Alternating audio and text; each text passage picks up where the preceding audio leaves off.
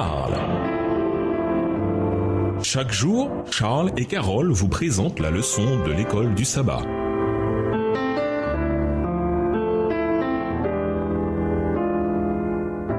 Bienvenue dans votre émission Dieu nous parle. Nous voilà à la leçon 13 qui va du 18 au 24 juin. Crucifié et ressuscité. Étude de la semaine, Matthieu 27, versets 11 à 26, Jean 3, verset 19, Ésaïe 59, verset 2, Matthieu 27, versets 45, 46, 49 à 54, Hébreux 8, versets 1 à 6 et Matthieu 28, versets 1 à 20. Verset à mémoriser. Toute autorité m'a été donnée dans le ciel et sur la terre. Matthieu 28, le verset 18. Une publicité dans un magazine britannique demandait si quelqu'un voulait bien faire don de son corps à la science.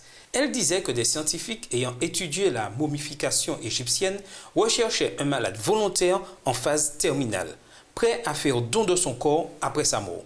La publicité affirmait que ces scientifiques croyaient avoir percé le secret des Égyptiens et que leur corps serait préservé pour potentiellement des centaines, voire des milliers d'années. En tant que chrétiens, nous n'avons pas à nous inquiéter que nos corps soient préservés.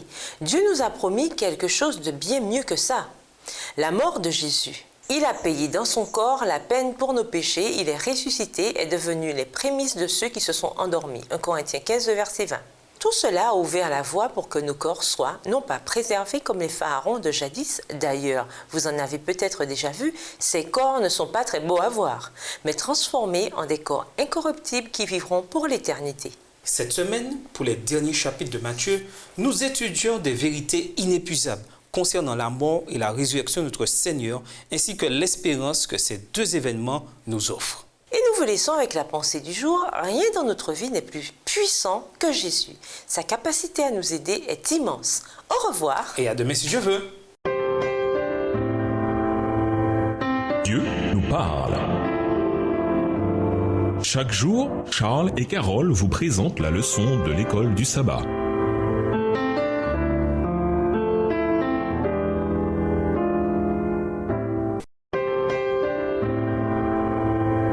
Dieu nous parle.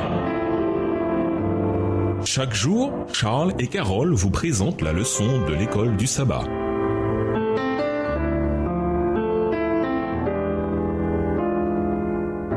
Bienvenue dans votre émission. Dieu nous parle. Nous voilà au dimanche 19 juin. Jésus ou Barabbas. Lisons Matthieu 27, les versets 11 à 26, qui implique le choix laissé au peuple et le choix qu'ils ont fait. Matthieu 27, les versets 11 à 26. Jésus comparut devant le gouverneur. Le gouverneur l'interrogea en ces termes. « Es-tu le roi des Juifs ?»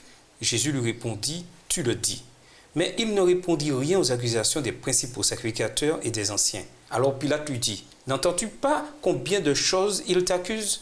Et Jésus ne lui donna de réponse sur aucune parole, ce qui étonna beaucoup le gouverneur. À chaque fête, le gouverneur avait coutume de relâcher un prisonnier, celui que demandait la foule. Verset 16.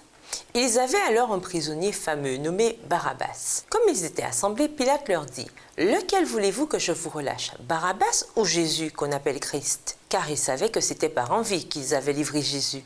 Pendant qu'il était assis sur le tribunal, sa femme lui fit dire « Qu'il n'y ait rien entre toi et ce juste, car aujourd'hui j'ai beaucoup souffert en songe à cause de lui. » Les principaux sacrificateurs et les anciens persuadèrent à la foule de demander Barabbas et de faire périr Jésus. Verset 21, le gouverneur prenant la parole leur dit, « Lequel des deux voulez-vous que je vous relâche ?» Ils répondirent, « Barabbas. » Pilate leur dit, « Que ferai-je donc de Jésus qu'on appelle Christ ?» Tous répondirent, « Qu'il soit crucifié. » Le gouverneur dit, « Mais quel mal a-t-il fait ?» Et il cria encore plus fort, « Qu'il soit crucifié. » Pilate, voyant qu'il ne gagnait rien, mais que le tumulte augmentait, prit de l'eau, se lava les mains en présence de la foule et dit, « Je suis innocent du sang de ce juste, cela vous regarde. » Et tout le peuple répondit, « Que son sang retombe sur nous et sur nos enfants. » Alors Pilate le relâcha Barabbas et, après avoir fait battre de verges Jésus, il le livra pour être crucifié. C'est Barabbas, le meurtrier, qui était censé être crucifié sur la croix du milieu. Les criminels de chaque côté étaient peut-être ses complices. Barabbas n'était pas un prénom, mais un nom de famille. Bar signifie fils de la même manière que Simon Bar Jonas signifie fils de Jonas, ou que Barthélemy signifie fils de Ptolémée. Barabbas signifiait fils d'Abbas, c'est-à-dire fils du père. De nombreux manuscrits anciens rapportent que le prénom de Barabbas était Yeshua, Jésus. Yeshua était un prénom courant à l'époque et signifie Yahvé sauve. Le nom de Barabbas signifiait donc à peu près Yahvé sauve, fils du Père. Vous parlez d'une mascarade. Cet homme s'était donné pour le Messie. Il se faisait fort d'établir un ordre de choses nouveau en faisant triompher la justice dans le monde. Trompé par Satan, il prétendait que tout ce qu'il pouvait se procurer par le vol et le brigandage lui appartenait. Il avait fait de grandes choses par le pouvoir de Satan et s'était ainsi donné une suite nombreuse avec laquelle il avait provoqué une sédition contre le gouvernement romain. Sous le couvert de l'enthousiasme religieux, c'était un scélérat endurci qui s'acharnait à commettre des actes de rébellion et de cruauté. Pilate espérait éveiller dans le peuple un sentiment de justice en lui laissant le choix entre cet homme et le sauveur innocent. Et il comptait susciter à Jésus des sympathies en opposition avec les prêtres et les chefs. Pilate avait tort. À moins qu'il ne soit sous la conviction du Saint-Esprit, les gens font inévitablement les mauvais choix spirituels, comme la foule ici. À la fin, nous devons tous choisir entre le Christ ou Barabbas, le Christ ou le monde déchu, corrompu, la vie ou la mort. Et voici comment on est condamné. La lumière est venue dans le monde, mais les gens ont préféré la nuit à la lumière parce qu'ils font le mal. Jean 3, verset 19 dans la version Parole de vie. Pourquoi les gens ont-ils tendance à préférer les ténèbres à la lumière? Comment se manifeste cette tendance héritée chez vous? Qu'est-ce que cela nous indique sur la réalité de notre nature déchue et plus important encore, sur notre besoin de nous abandonner totalement au Seigneur? Et nous vous laissons avec la question du jour. Comment partager votre espérance avec ceux qui ont peur de ce qui arrivera à leur corps après la mort? Au revoir. Et à demain si Dieu veut. Dieu nous parle. Chaque jour, Charles et Carole vous présentent la leçon de l'école du sabbat.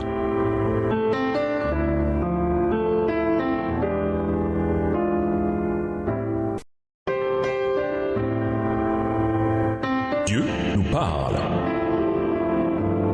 Chaque jour, Charles et Carole vous présentent la leçon de l'école du sabbat.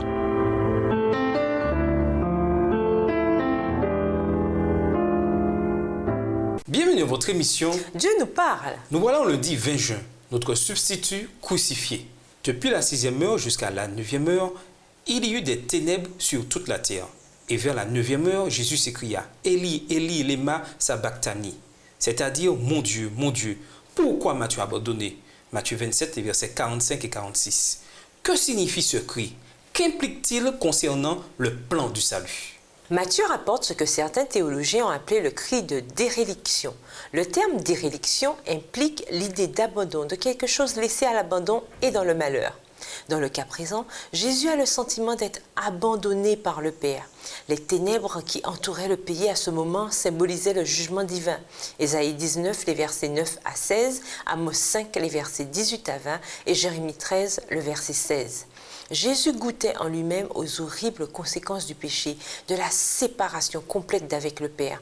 En notre nom, il portait en lui le jugement divin contre le péché, jugement qui aurait dû être le nôtre. De même aussi, le Christ qui s'est offert une seule fois pour porter les péchés d'une multitude apparaîtra une seconde fois en dehors du péché pour ceux qui l'attendent en vue du salut. Hébreux 9, le verset 28, voire également 2 Corinthiens 5, le verset 21. Sur la croix, Jésus s'approprie les mots du psaume 22, verset 1. Car d'une manière unique, il connaissait ce que les humains connaissent, la séparation d'avec Dieu à cause du péché. Ce sont vos fautes qui vous séparent de votre Dieu. Ce sont vos péchés qui le détournent de vous, qui l'empêchent de vous entendre. Ésaïe 59, verset 2. Jésus n'a pas fait semblant. Il a véritablement porté la colère de Dieu envers le péché. La peine pour nos transgressions est tombée sur lui et elle a rempli son âme de consternation et d'effroi, alors qu'il portait le poids de la culpabilité, notre culpabilité, sur lui. Combien le péché doit être horrible aux yeux de Dieu qu'il ait fallu que membre de la divinité souffre la culpabilité et le châtiment du péché pour que nous en soyons pardonnés. Et pourtant, même en plein cœur de cette situation atroce, Jésus pouvait crier « Mon Dieu, mon Dieu ». Malgré tout ce qui lui arrivait, sa foi restait intacte. Il allait rester fidèle jusqu'à la fin, malgré la souffrance, malgré ce sentiment d'être abandonné du Père. Que ressent-on quand on est séparé de Dieu à cause du péché? En quoi le fait de se réclamer de la justice du Christ est-il notre seule issue de secours, pourvu que cette démarche s'accompagne de repentance, de confession et d'une décision d'abandonner ce péché? Et nous vous laissons à cette question de réflexion. Le plan de Dieu pour nous n'a jamais changé. Quel est votre rôle dans ce plan? Au revoir. Et à demain si Dieu veut. Dieu nous parle. Chaque jour, Charles et Carole vous présentent la leçon de l'école du sabbat.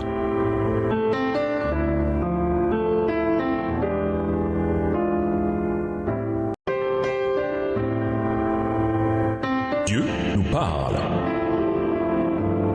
Chaque jour, Charles et Carole vous présentent la leçon de l'école du sabbat.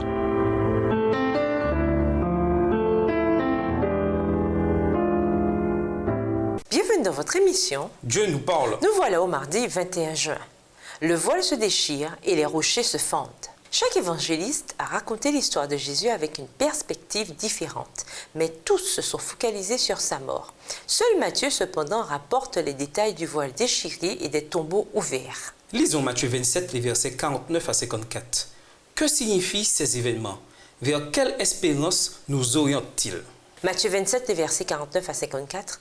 Mais les autres disaient, « Laisse, voyons si Élie viendra le sauver. » Jésus poussa de nouveau un grand cri et rendit l'esprit. Et voici le voile du temple se déchira en deux. Depuis le haut jusqu'en bas, la terre trembla, les rochers se fendirent. Les sépulcres s'ouvrirent et plusieurs corps des saints qui étaient morts ressuscitèrent. Étant sortis des sépulcres après la résurrection de Jésus, ils entrèrent dans la ville sainte et apparurent à un grand nombre de personnes. Le centenier et ceux qui étaient avec lui pour garder Jésus, ayant vu le tremblement de terre et ceux qui venaient d'arriver, furent saisis d'une grande frayeur et dirent « Assurément, cet homme était le Fils de Dieu. » Jésus est mort juste après que la foule, ignorant les véritables paroles de Jésus, s'est moquée de lui en lui disant de demander à Élie de venir le sauver. Ces moqueries constituaient un autre triste exemple de combien Jésus était incompris par beaucoup parmi son propre peuple. Matthieu rapporte ensuite que le rideau du temple s'est déchiré de haut en bas. Le symbolisme est évident. Une nouvelle ère dans l'histoire du salut avait commencé. Les services sacrificiels qui avaient annoncé Jésus depuis si longtemps n'étaient plus nécessaires. L'ancien type terrestre était remplacé par quelque chose de bien supérieur. Lisons Hébreux 8, les versets 1 à 6. En quoi ces textes nous éclairent-ils sur ce qu'est devenu le système du sanctuaire terrestre et ce qui l'a remplacé? Hébreux 8, les versets 1 à 6. Le point capital de ce qui vient d'être dit, c'est que nous avons un tel souverain sacrificateur qui s'est assis à la droite du trône de la majesté divine dans les cieux, comme ministre du sanctuaire et du véritable tabernacle qui a été dressé par le Seigneur et non par un homme. Tout souverain sacrificateur est établi pour présenter des offrandes et des sacrifices, d'où il est nécessaire que celui-ci ait aussi quelque chose à présenter. S'il était sur la terre, il ne serait pas même sacrificateur, puisque là sont tous ceux qui présentent des offrandes selon la loi, lesquels célèbrent un culte, image et ombre des choses célestes, selon que Moïse en fut divinement averti lorsqu'il allait construire le tabernacle. Est-ce soin, lui fut-il dit, de faire tout d'après le modèle qui t'a été montré sur la montagne. Mais maintenant, il a obtenu un ministère d'autant supérieur qu'il est le médiateur d'une alliance plus excellente qui a été établie sur de meilleures promesses. Matthieu rapporte non seulement le déchirement du voile, mais les rochers qui se fendent, les tombeaux qui s'ouvrent et des morts qui ressuscitent, des événements qui n'ont pu arriver que grâce à ce que Jésus avait accompli en mourant comme notre substitut pour le péché. Ici, dans Matthieu, nous voyons se produire des événements que l'ancien système n'aurait jamais pu provoquer, car il est impossible que du sang de taureau ou de bouc ôte les péchés. Hébreux 10, le verset 4. Bien entendu, seul Jésus pouvait enlever les péchés, et le grand résultat de cela, la grande promesse, c'est la résurrection des morts. Sans cette promesse, nous n'avons rien. Voir 1 Corinthiens 15, les versets 13, 14 et 19. Ces premières résurrections, dont nous ignorons le nombre, nous donnent un avant-goût de notre propre résurrection à la fin des temps, que nous espérons et qui nous a été promise. Et nous vous laissons avec la question du jour. Que nous enseigne le sanctuaire sur l'œuvre actuelle du Christ? Au revoir. Et à demain si Dieu veut. Dieu nous parle. Chaque jour, Charles et Carole vous présentent la leçon de l'école du sabbat.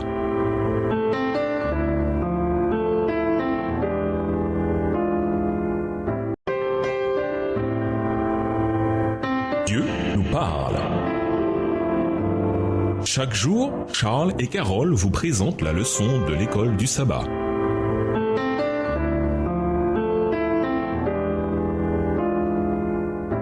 Bienvenue à votre émission. Dieu nous parle. Nous voilà au mercredi 22 juin, le Christ ressuscité. La foi chrétienne est fondée non seulement sur la croix, mais sur le tombeau vide.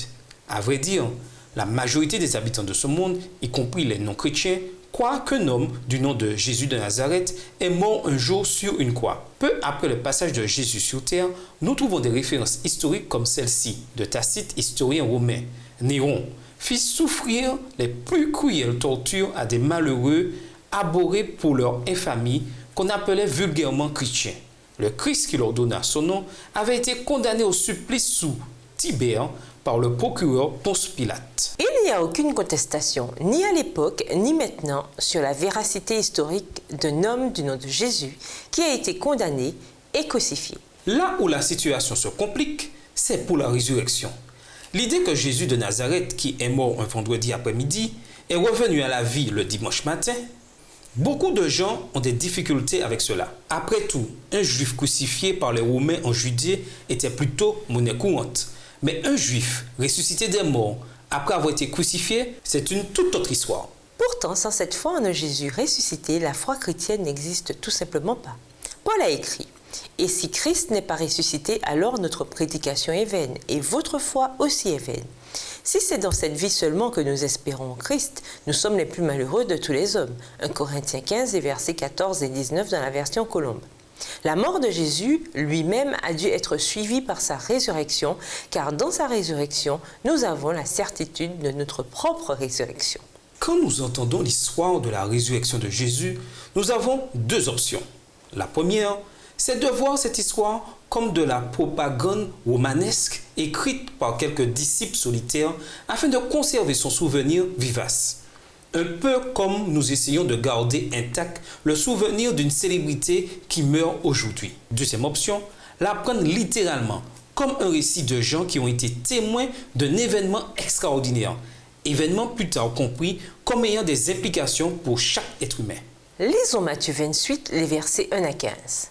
Pourquoi les femmes étaient-elles dans une grande joie? Bien entendu, elles pouvaient se réjouir qu'il soit ressuscité, que leur maître soit de retour.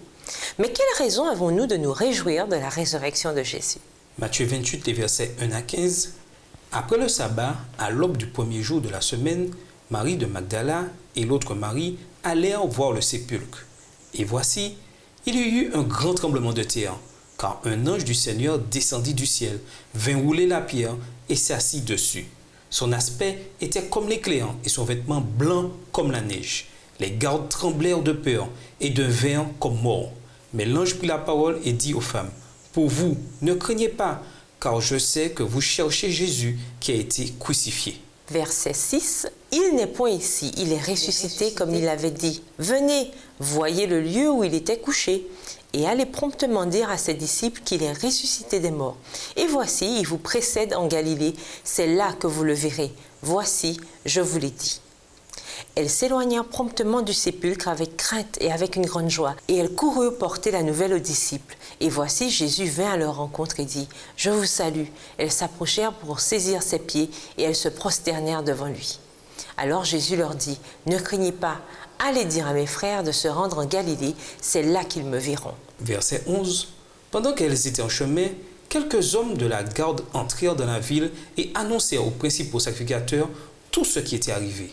Ceux-ci, après s'être assemblés avec les anciens et avoir tenu conseil, donnèrent aux soldats une forte somme d'argent, en disant, « Dites, ces disciples sont venus de nuit le dérober pendant que nous dormions. Et si le gouverneur l'apprend, nous l'apaiserons et nous vous tirerons de peine. » Les soldats prirent l'argent et suivirent les instructions qui leur furent données. Et ce bruit s'est répandu parmi les Juifs jusqu'à ce jour. Et nous vous laissons avec la question du jour. Avez-vous confessé vos péchés et accepté le sacrifice du Christ pour vous? Sinon, pourquoi? Au revoir. Et à demain si Dieu veut.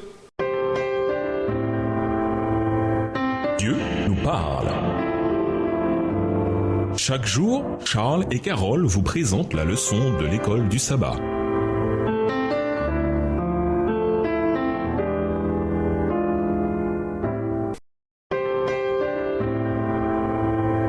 Dieu nous parle. Chaque jour, Charles et Carole vous présentent la leçon de l'école du sabbat.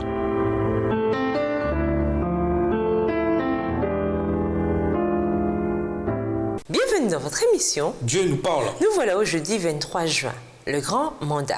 Pour beaucoup de gens, l'une des choses les plus difficiles à comprendre parmi celles que Jésus a accomplies, c'est qu'il est retourné au ciel tout en confiant le ministère évangélique aux humains. Nous le décevons souvent, nous nous décevons souvent. Et comme le montrent les évangiles, ses premiers disciples ne faisaient pas exception. Pourtant, c'est en nous confiant ce ministère que le Christ montre son amour pour nous et notre besoin de lui. Lisons Matthieu 28 et versets 16 à 18. Comparons les paroles de Jésus. Toute autorité m'a été donnée dans le ciel et sur la terre, verset 18, avec Daniel 7 et versets 13 et 14. Quel est le lien entre ces deux passages? Matthieu 28, les versets 16 à 18. Les 11 disciples allèrent en Galilée sur la montagne que Jésus leur avait désignée. Quand ils le virent, ils se prosternèrent devant lui, mais quelques-uns eurent des doutes. Jésus s'étant approché leur parla ainsi. « Tout pouvoir m'a été donné dans le ciel et sur la terre. » Daniel 7 et versets 13 et 14. Je regardai pendant mes visions nocturnes, et voici sur les nuées des cieux arriva quelqu'un de semblable à un fils de l'homme. Il s'avança vers l'ancien des jours, et on le fit approcher de lui. On lui donna la domination, la gloire et le règne, et tous les peuples, les nations et les hommes de toute langue le servirent. Sa domination est une domination éternelle qui ne passera point, et son règne ne sera jamais détruit. Lisons Matthieu 28, les versets 19 et 20, les derniers versets de cet évangile. Que dit Jésus et quelle est la pertinence de ces paroles pour nous? Matthieu 28, les versets 19 et 20. Allez, faites de toutes les nations des disciples, les baptisant au nom du Père, du Fils et du Saint-Esprit, et enseignez-leur à observer tout ce que je vous ai prescrit, et voici, je suis avec vous tous les jours, jusqu'à la fin du monde. Ellen G. White dit que près de 500 croyants s'étaient rassemblés sur le mont des Oliviers quand Jésus est monté au ciel, voir 1 Corinthiens 15, verset 6. Son mandat évangélique ne concernait pas simplement les disciples, mais tous les croyants. C'est une erreur fatale de s'imaginer qu'il appartient au seul ministre consacré de travailler au salut des âmes. Tous ceux qui ont reçu l'inspiration céleste sont associés à l'Évangile. Tous ceux qui reçoivent la vie du Christ sont mis à part pour travailler au salut de leurs semblables. C'est en vue de cette œuvre que l'Église a été établie et tous ceux qui entrent dans l'Église s'engagent solennellement par là à devenir des collaborateurs du Christ. Vous considérez-vous souvent comme un collaborateur du Christ? De quelle manière précise pouvez-vous devenir plus actif dans la proclamation de l'Évangile à votre monde? Et nous vous laissons avec cette question de réflexion. Étant donné que les chrétiens ont de multiples opinions, peu importe le sujet, que faire pour vous assurer de choisir le côté biblique? Au revoir. Et à demain si Dieu veut. Dieu nous parle. Chaque jour, Charles et Carole vous présentent la leçon de l'école du sabbat.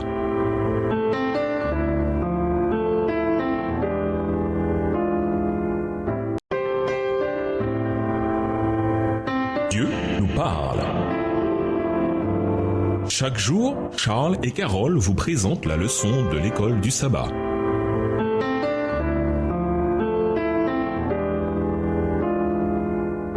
Bienvenue dans votre émission. Dieu nous parle. Nous voilà au vendredi 24 juin pour aller plus loin. À l'instar de tous les autres auteurs évangéliques, Matthieu a évoqué la résurrection de Jésus. Comme eux, il écrit très peu de choses sur le sens de la résurrection. Matthieu, Marc, Luc et Jean ont tous écrit l'histoire de la résurrection, mais aucun ne nous en a laissé une explication théologique, bien qu'elle soit si essentielle à la foi chrétienne. C'est dans les écrits de Paul que nous trouvons l'explication détaillée du sens de la croix. Mais maintenant, Christ est ressuscité d'entre les morts. Il est les prémices de ceux qui sont décédés. Car, puisque la mort est venue par un homme, c'est aussi par un homme qu'est venue la résurrection des morts. Et comme tous meurent en Adam, de même aussi tous revivront en Christ. 1 Corinthiens 15, versets 20 à 22 dans la version Colombe. Paul a également écrit « Vous avez été ensevelis avec lui par le baptême. Vous vous êtes aussi réveillés ensemble en lui par la foi de l'action de Dieu qu'il a réveillé d'entre les morts. Colossiens 2, verset 12. Pierre a aussi quelque chose à dire sur ce thème crucial. C'était une figure du baptême qui vous sauve à présent et par lequel on ne se débarrasse pas de la souillure de la chair, mais qui est la demande adressée à Dieu d'une bonne conscience par la résurrection de Jésus-Christ. 1 Pierre 3, verset 21 dans la version Colombe. Nous ne savons pas pourquoi les auteurs des évangiles n'ont pas donné d'explications détaillées, mais certains spécialistes considèrent cette donnée comme une preuve supplémentaire de la véracité de leur récit. Après tout, puisqu'ils ont rédigé leur récit de nombreuses années après les faits, pourquoi n'en ont-ils pas profité pour expliquer en détail ce qu'ils voulaient que les gens croient sur la résurrection ? Si c'était une fraude ou une arnaque, pourquoi ne pas saisir l'occasion pour lui donner le sens qu'ils voulaient leur donner ? À la place, il raconte simplement l'histoire, sans tenter de l'enrichir par des explications théologiques sur son sens supposé. À méditer. Au moment de la mort de Jésus, le rideau du temple de l'ancienne alliance s'est déchiré de haut en bas et une nouvelle alliance a commencé avec le Christ comme grand prêtre. Ainsi donc, frères, nous avons l'assurance d'un libre accès au sanctuaire par le sang de Jésus, accès qu'il a inauguré pour nous comme un chemin nouveau et vivant au travers du voile, c'est-à-dire de sa chair. Et nous avons un grand prêtre institué sur la maison de Dieu. Hébreux 10, versets 19 à 21. Que ressentez-vous à l'idée que le Christ officie en ce moment comme grand prêtre en notre nom? L'évangile de Matthieu couvre tant de sujets, tant de thèmes. Quels éléments en particulier vous frappent concernant la manière dont Jésus est présenté ici? En quoi l'étude de cet évangile vous aide-t-elle à mieux comprendre ce que signifie être un chrétien et suivre les enseignements de Jésus? Pour conclure, quand on lit les histoires des voyages missionnaires de Paul, on se rend compte que l'apôtre a pu continuer parce qu'il croyait en quelque chose de plus puissant que la douleur et la souffrance qu'il subissait. Quiconque rencontre le Christ vivant, ressuscité, est lancé dans le partage de la bonne nouvelle du salut. Le mandat évangélique est donné à quiconque suit le Christ. Allez donc et faites des disciples. Au revoir. Et à demain si Dieu veut. Dieu nous parle. Chaque jour, Charles et Carole vous présentent la leçon de l'école du sabbat.